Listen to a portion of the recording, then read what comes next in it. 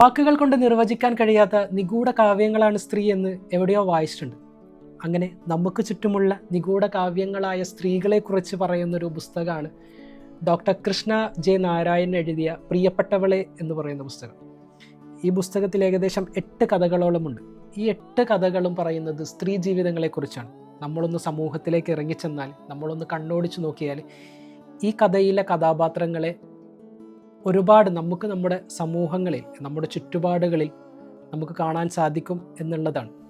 നഗ്നമായൊരു ശില്പത്തിൻ്റെ കഥ പറയുന്നുണ്ട് ഈ പുസ്തകത്തിൽ. ആ ശില്പം പോലും നേരിടുന്ന നോട്ടങ്ങളിലൂടെ നമ്മുടെ സമൂഹത്തിൽ, നമ്മുടെ ചുറ്റുമുള്ള സ്ത്രീകൾ എത്രത്തോളം ഇൻസെക്യൂരിറ്റി നേരിടുന്നുണ്ട് പെണ്ണായി പിറന്നതിൻ്റെ പേരിൽ കൊച്ചുകുട്ടികൾ പോലും ക്രൂരമായി പീഡിപ്പിക്കപ്പെടുന്നുണ്ട് നമ്മുടെ സമൂഹത്തിൽ എന്നതും ചിന്നൂട്ടി എന്ന കഥാപാത്രത്തിലൂടെ മനോഹരമായി എഴുത്തുകാരി പറഞ്ഞു വെക്കുന്നുണ്ട് എന്നുള്ളതാണ്. അപ്പം ഈ പുസ്തകം പറയുന്നത് മുഴുവനും നമ്മുടെ ചുറ്റുമുള്ള, നമ്മുടെ സമൂഹത്തിലുള്ള, നമ്മളറിയാവുന്ന പല സ്ത്രീകളുടെയും കഥകളാണ് എന്നുള്ളതാണ്.